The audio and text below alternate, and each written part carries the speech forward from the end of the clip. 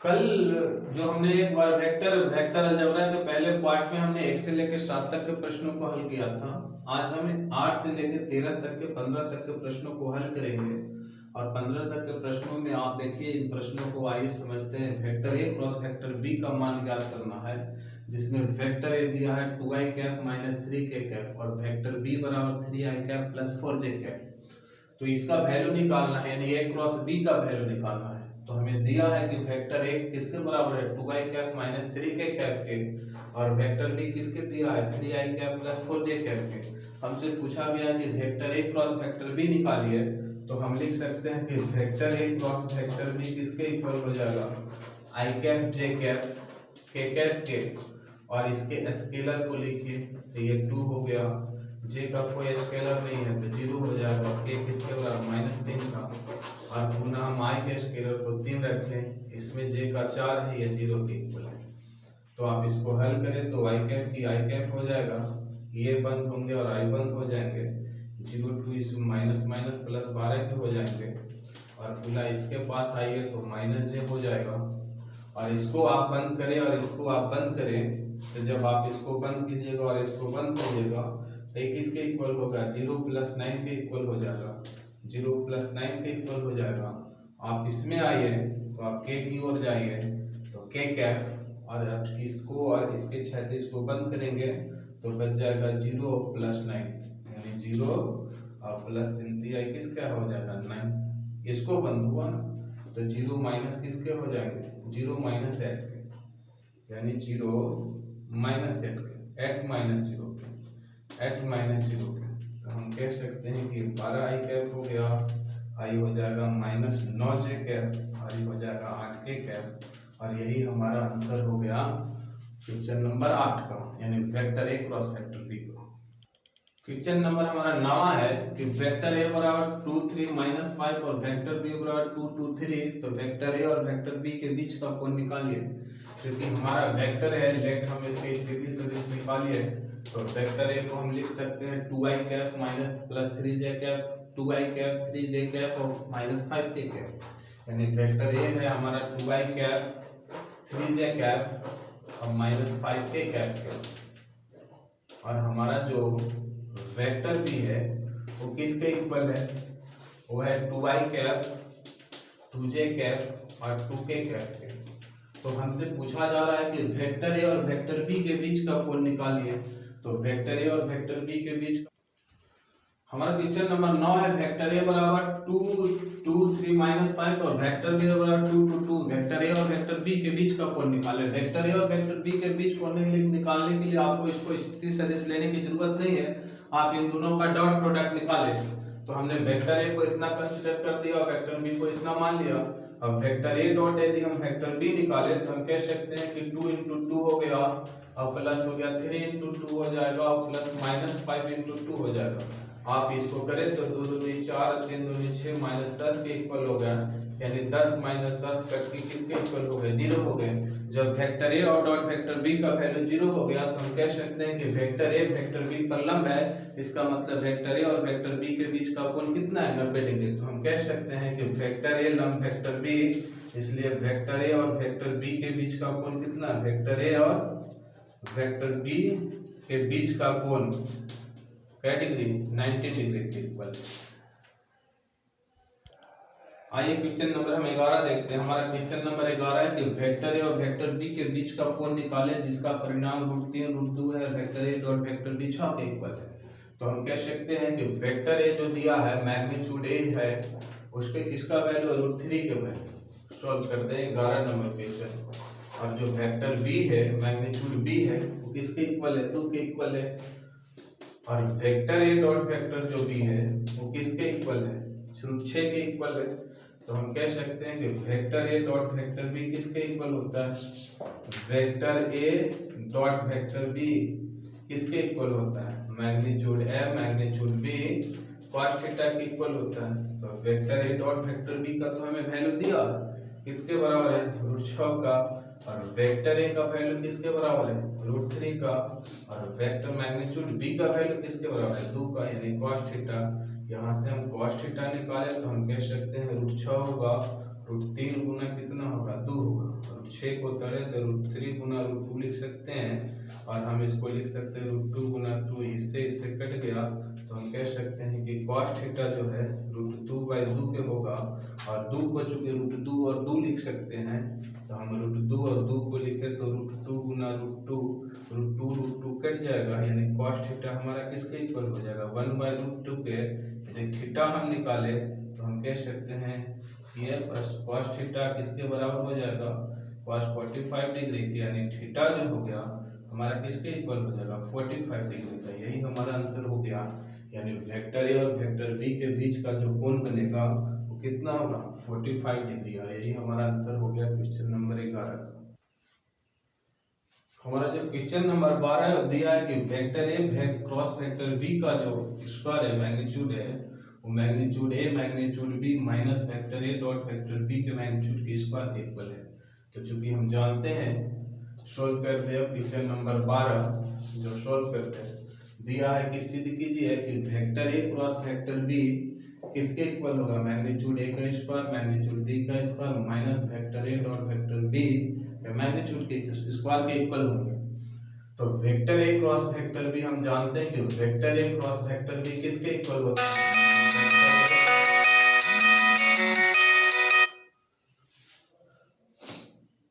चालू करेगा, क्योंकि vector A cross vector B किसके इक्वल होता है magnitude A magnitude B sin theta के इक्वल, और vector A dot vector B किसके इक्वल होता है magnitude A magnitude B cos theta के इक्वल। यहां से यदि हम sin थीटा निकाले तो हम कह सकते हैं कि हमारा जो sin थीटा होगा वो किसके बराबर होगा magnitude vector A cross vector B बटा मैग्नीट्यूड ए मैग्नीट्यूड बी के इक्वल होगा। और यहाँ से यदि हम cos थीटा निकाले तो हम कह सकते हैं कि यह जो cos थीटा का vector A dot vector B बटा मैग्नीट्यूड ए और मैग्नीट्यूड बी के स्क्वायर के बराबर होगा। यदि हम दोनों को स्क्वायर करके आप जोड़ दें, अब चूंकि साइन स्क्वायर थीटा और प्लस cos स्क्वायर थीटा किसके इक्वल होता है 1 के इक्वल है, तो sin थीटा हमारा किसके इक्वल है इसके इक्वल है। तो sin थीटा की जगह हम लिख सकते हैं vector A cross vector B बटा मैग्नीट्यूड ए मैग्नीट्यूड बी इसका स्क्वायर, और चूंकि cos थीटा किसके इक्वल है vector A dot vector B, तो हम लिख सकते हैं vector A dot vector B बटा मैग्नीट्यूड ए और मैग्नीट्यूड बी इसके स्क्वायर के बराबर। ये किसके इक्वल हुआ 1 के इक्वल हुआ। और यहाँ की प्रक्रिया हम आगे ले चलते हैं। यहाँ के बाद हम प्रश्नों को हल करें तो हम लिख सकते हैं vector A cross vector B का जो स्क्वायर है तो उसको हम लिख सकते हैं vector A cross vector B का स्क्वायर मैग्नीट्यूड ए का स्क्वायर, नीचे हम लिख सकते हैं मैग्नीट्यूड ए का स्क्वायर और दूसरा लिख सकते हैं मैग्नीट्यूड बी का स्क्वायर, और प्लस जो हुआ इसको हम लिख सकते हैं vector A dot vector B का स्क्वायर, और नीचे जो हमारा है उसको हम लिख सकते हैं मैग्नीट्यूड ए का स्क्वायर और फिर मैग्नीट्यूड बी का स्क्वायर, ये 1 के इक्वल होगा। और इन दोनों में से यदि हम एलसीएम ले लें तो हम लिख सकते हैं वेक्टर ए का स्क्वायर बटा मैग्नीट्यूड बी का स्क्वायर, ये हमारा बच जाएगा vector A cross vector B square और प्लस हमारे बच जाएंगे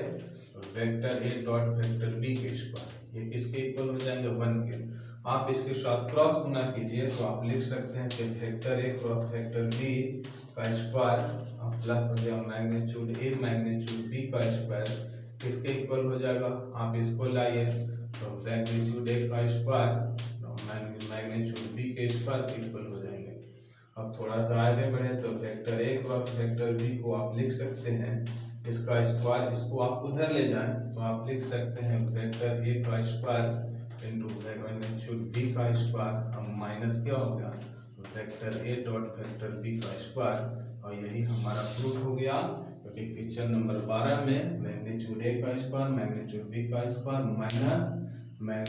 बी का मैग्नीट्यूड के स्क्वायर सिद्ध करना है, और हमने यही सिद्ध कर दिया तो ये हमारा क्या हो गया प्रूफ हो गया।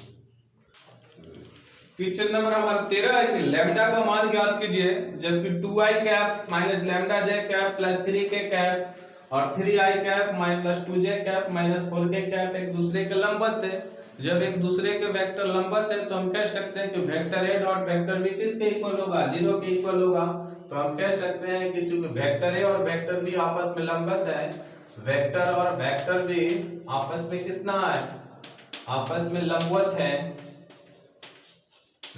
है, इसलिए vector A dot vector B किसके इक्वल हो जाएगा, 0 के इक्वल हो जाएगा। तो वेक्टर ए और वेक्टर बी को कैसे परिभाषित, इसके स्केलर कंपोनेंट को हम गुना करें तो 2 × 3 के इक्वल हो जाएगा, यानी वेक्टर ए डॉट वेक्टर 2 × 3 के इक्वल हो जाएगा, प्लस यदि हम इसको करें तो लैम्डा × 2 के इक्वल हो जाएगा, यानी लैम्डा × 2 और प्लस किसके इक्वल हो जाएगा, 3 × -4 के इक्वल हो जाएगा, प्लस 3 × -4 किसके इक्वल हो जाएगा, 0 के इक्वल हो जाएगा। तो 6 + 2 लैम्डा -12 किसके इक्वल होगा, 0 के। तो 2 × 2 लैम्डा -6 0 के इक्वल हो जाएगा, तो 2 लैम्डा 6 के इक्वल हो जाएगा, यानी लैम्डा किसके बराबर हो जाएगा, 6/2 यानी 3 के। तो हम कह सकते हैं कि हमारा जो लैम्डा का वैल्यू होगा वो किसके होगा, 3 के इक्वल। ये हमारा क्वेश्चन नंबर 13 का आंसर हो गया। क्वेश्चन नंबर 14 को हम देखते हैं। क्वेश्चन नंबर 14 है कि वेक्टर ए 2 के बराबर है, मैग्नीट्यूड ए 2 के बराबर है, मैग्नीट्यूड 3 के बराबर है, और vector A dot vector B 3 के इक्वल है। तो वेक्टर ए पर सदिश वेक्टर बी का प्रक्षेप ज्ञात कीजिए। तो वेक्टर ए पर सदिश वेक्टर बी का प्रक्षेप क्या है, जिस पर आपको ज्ञात करना हो उस सदिश को नीचे रखें। हमें किस पर ज्ञात करना है, वेक्टर ए पर, इसलिए वेक्टर ए को नीचे रखें। तो वेक्टर ए पर वेक्टर बी का प्रक्षेप होता है, वेक्टर बी का प्रक्षेप वेक्टर ए पर, इसका फॉर्मूला आता है वेक्टर बी बराबर vector A dot vector B बटा मैग्नीट्यूड ए के इक्वल है। तो यहाँ हम देख सकते हैं कि vector A dot vector B का हमें वैल्यू दिया है कि vector A dot vector B किसके इक्वल है, 3 के, और मैग्नीट्यूड ए किसके इक्वल है, मैग्नीट्यूड ए 2 के इक्वल है। तो ये हमें निकल गया वेक्टर ए पर वेक्टर बी का, वेक्टर ए पर वेक्टर बी का प्रक्षेप, यानी वेक्टर ए पर वेक्टर बी का प्रक्षेप किसके इक्वल होगा, 3/2। ये हमारा क्वेश्चन नंबर 14 का। और क्वेश्चन नंबर हम 15 को देखते हैं। हमारा क्वेश्चन नंबर 15 है कि वेक्टर ए जो है 2y cap plus 3j cap minus plus k cap के अनुदिश इकाई सदिश ज्ञात कीजिए। तो आप देख सकते हैं कि वेक्टर ए हमारा किसके इक्वल है, क्योंकि वेक्टर ए जो है हमारा किसके इक्वल है, 2y cap plus 3j cap plus k cap के इक्वल, यानी 2y cap plus 3j cap और प्लस किसके इक्वल, k कैप के इक्वल है। और इसके दिशा में हमें इकाई सदिश ज्ञात करना है। इकाई सदिश या मात्रक सदिश या यूनिट वेक्टर तीनों एक ही होते हैं। इकाई सदिश या मात्रक सदिश या यूनिट वेक्टर, इसके सदिश इसके अनुदिश हमें इकाई मात्रक ज्ञात करना है। पहले हम इसका मैग्नीट्यूड निकालें तो हम लिख सकते हैं मैग्नीट्यूड ए बराबर 2 का स्क्वायर प्लस 3 का स्क्वायर प्लस 1 का स्क्वायर, यानी हम इसको हल करें तो ये 4 हो जाएगा प्लस 9 हो जाएगा प्लस 1 हो गया, 9 4 13 एक किसके इक्वल हो जाएंगे, 14 के। अब चूंकि इकाई मात्रक यानी मात्रक सदिश ज्ञात करना है या इकाई सदिश ज्ञात करना है, तो वेक्टर ए कैप बराबर होता है वेक्टर ए बटा मैग्नीट्यूड ए। तो हम कह सकते हैं कि वेक्टर ए जो है वो किसके इक्वल है, 2y कैप के प्लस 3j कैप के और प्लस k कैप के बटा जो मैग्नीट्यूड ए है वो किसके इक्वल है, 14 के। तो हम इसको लिख सकते हैं √14। आप इसको हल करें तो 2/√14 i कैप हो जाएगा प्लस 3/√14 j कैप हो जाएगा और प्लस 1/√14 k कैप हो गया। और यही हमारा मात्रक सदिश हो गया और यही हमारा आंसर हो गया क्वेश्चन नंबर 15 का।